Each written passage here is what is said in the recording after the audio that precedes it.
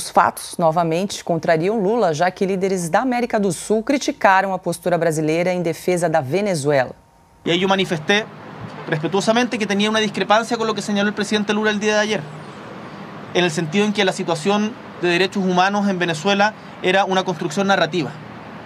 No es una construcción narrativa, es una realidad, es seria, y he tenido la oportunidad de verla en los ojos y en el dolor de cientos de miles de venezolanos que hoy día están en nuestra patria y que exigen también una posición firme y clara respecto a que los derechos humanos deben ser respetados siempre y en todo lugar, independiente del color político del gobernante de turno. Y yo, presidente, debo decirle que quedé sorprendido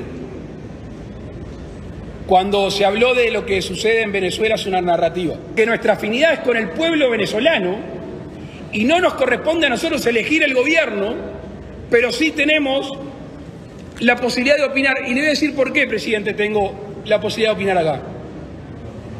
Porque el punto 2 de la declaración que se está negociando habla de democracia, habla de derechos humanos y habla de proteger las instituciones.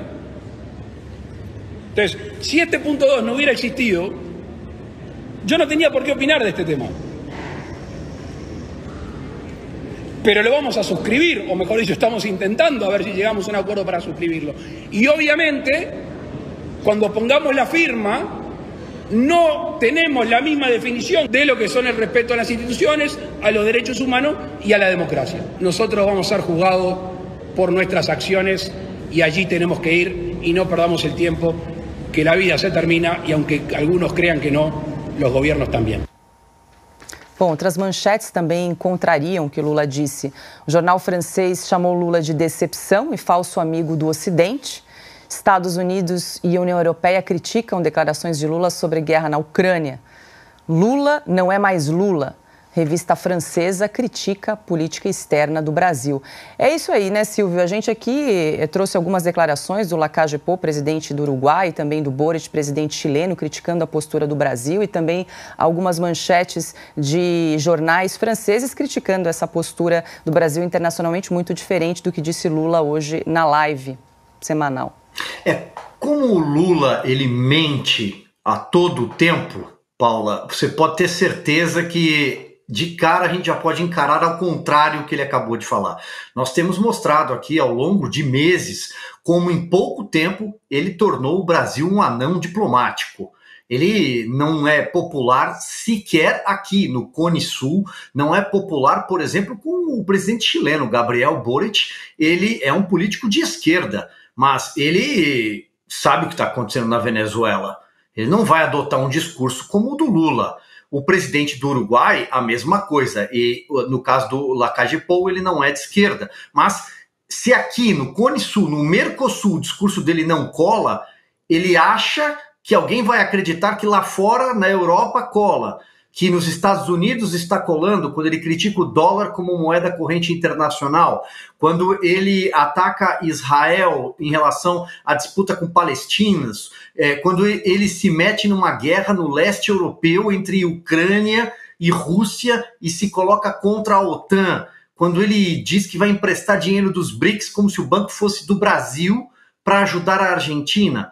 É absolutamente o contrário. Isso é obra, como eu disse, de uma alienação, o momento que ele vive, e do que ele ouve de outro alienado, que é o Celso Amorim, que é o chanceler não é o chanceler de fato, mas é quem determina, quem vai nas viagens precursoras, é quem fala ali no ouvido do Lula. Paula, voltando um pouco sobre a fala anterior, que ele fala em estelionato, estou pegando aqui, olha, artigo 171, de fato, do Código Penal. E diz o seguinte: obter para si ou para outra em vantagem ilícita, em prejuízo alheio, induzindo ou mantendo alguém em erro, mediante artifício ardil ou qualquer outro meio fraudulento. Isso aqui não se aplicaria a ninguém que hostilizasse, somos contra qualquer tipo de agressão a uma autoridade. Pelo contrário, é um artigo que se aplicaria aos crimes que ele comete, que ele cometeu com Mensalão, que ele cometeu com Petrolão e estelionato eleitoral também, porque para muita gente a picanha ainda não chegou.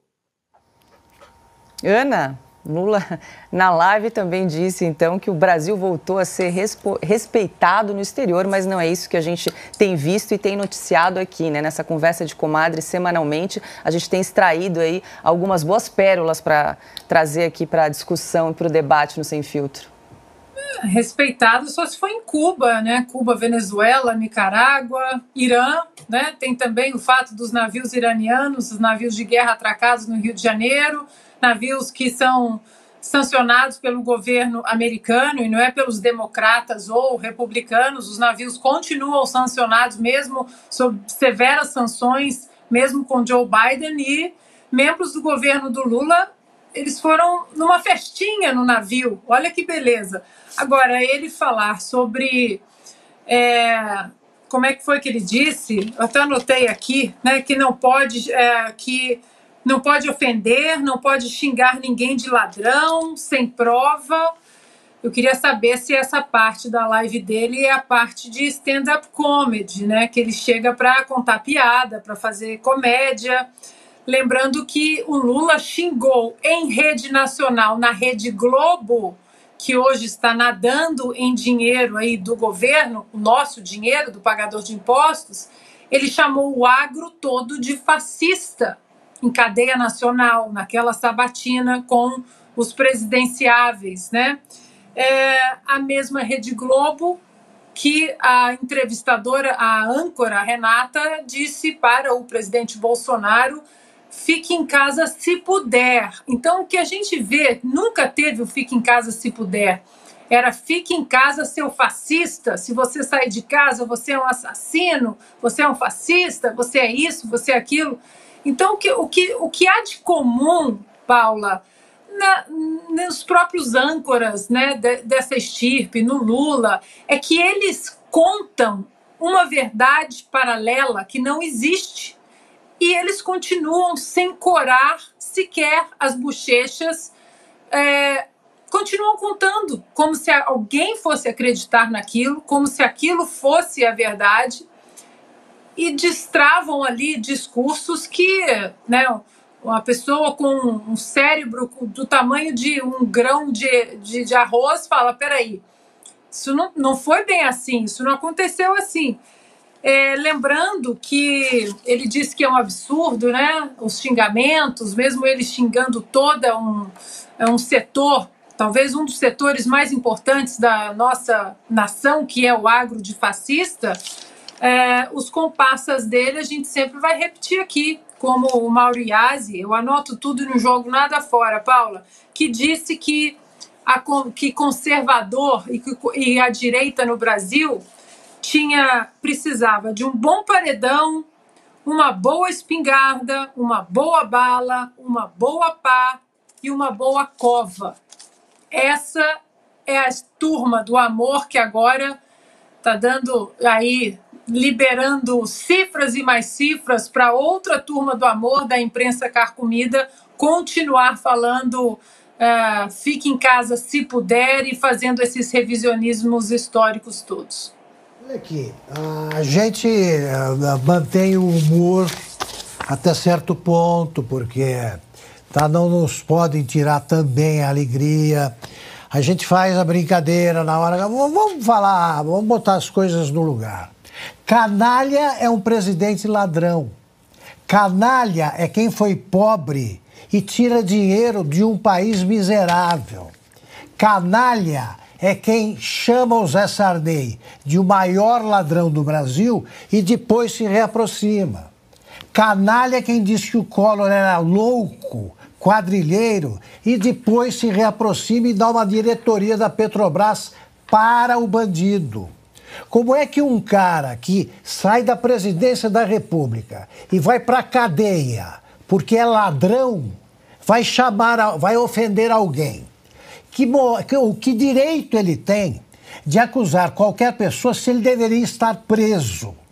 O que ele está fazendo agora é agradecendo de joelhos ao ministro que o soltou e que facilitou a vitória do partido dele. É disso que se trata, é uma fala de bajulador. O Lula é covarde, Ele não fala isso na frente das pessoas. Aliás, declarou que o Supremo era covarde quando ele foi preso e não fala na hora. Não diz nada. Ele falou da Rosa Weber, falou da Carmen Lúcia, por trás. Por trás. Por perto, querida, o Lula, que é um sujeito que nem consegue se arrepender dos crimes que cometeu, que transforma em comício o enterro da mulher, vai ter o direito de xingar quem? Nem a própria família. Nem a própria família. Ele diz que cuida dos pobres. Quem enriqueceu, era pobre e enriqueceu, foi ele, esse sim, e a família dele. E os comparsas da quadrilha dele. Um cara que deveria estar preso está solto da presidente da República e agora ofende os outros. Mas o país está ficando louco.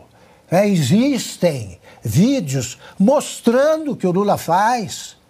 Ele aparece em Pelotas, né? E aí os gays não veem nada demais. E diz que Pelotas é um polo exportador de veados, mas aí tudo bem. Tudo bem, não é o Lula, ele está brincando. Como é que pode? Ele comete todos os pecados considerados mortais pelas minorias sofridas e fica à vontade com o voto deles. Leva para o palácio para a mulher se divertir com o ex-BBB, né, do Big Brother, leva aquele Jean Willis, que ofende o governador do Rio Grande do Sul, chamando de gay homofóbico. E o movimento gay é o Lula, é a Janja. É a Janja. Esse sim é um casal canalha. E eles ficam acusando os outros de canalha sem prova nenhuma. Por quê? Porque mexeu com o ministro do Supremo e, historicamente, bandido puxa o saco de juiz. É isso.